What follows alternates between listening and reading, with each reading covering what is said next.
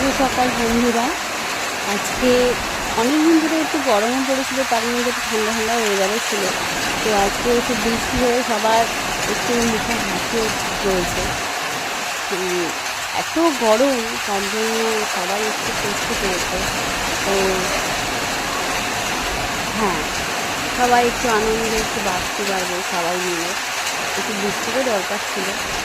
তো তোমাদের কেমন